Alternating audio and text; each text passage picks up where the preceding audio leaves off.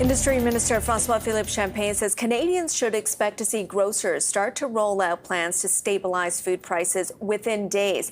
Canada's largest grocery chains are promising to rein in prices with more discounts, price freezes, and price matching campaigns.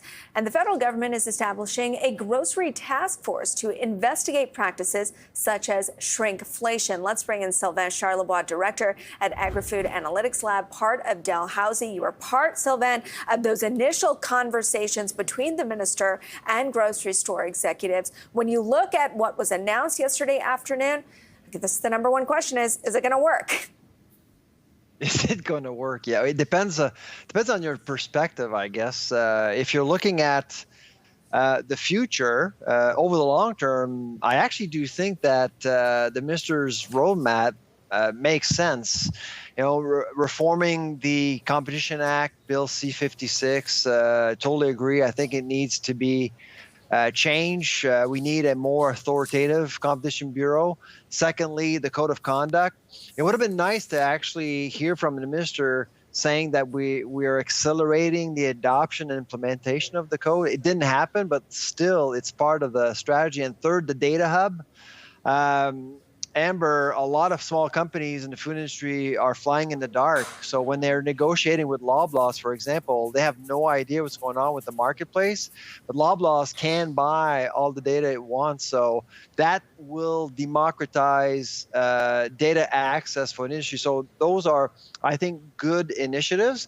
But for the short term, if you're looking for help from Ottawa, you're likely very disappointed. And then, so you mentioned a lot of kind of nuanced things that will do well for the long term. Were there any missed opportunities, other things you would like to see implemented that are certainly possible? Well, so I would say that were missed opportunities for the minister yesterday. He could have done things to help Canadians right now. For example, there is a tax on 4,600 food items at grocery stores right now. So when you walk into a grocery store, chances are you're likely going to buy a product that is taxed right now. And because of shrinkflation, so many products have been shrinkflated that they now qualify as snacks according to Canada's revenue agency. And so overnight, Mr. Champagne could have actually axed that tax.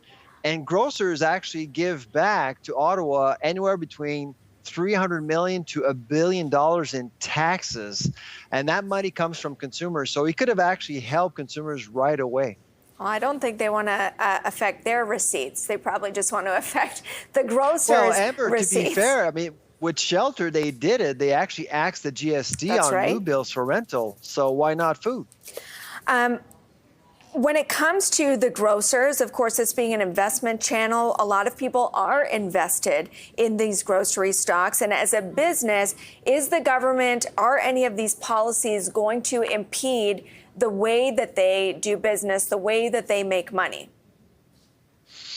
Not necessarily, I don't think so. Well, I think everyone was nervous yesterday, perhaps hearing things like price controls, windfall taxes. Those are things you just don't want to hear because it could actually impact the sector's competitiveness and frankly would discourage investments in the sector overall. I know that Ottawa right now is largely inspired by France, but France is a different market. Here in Canada, we're prisoners of our own geography. We're just north of the United States. There are not many options for companies to procure products other than the U.S. Because it's actually close by.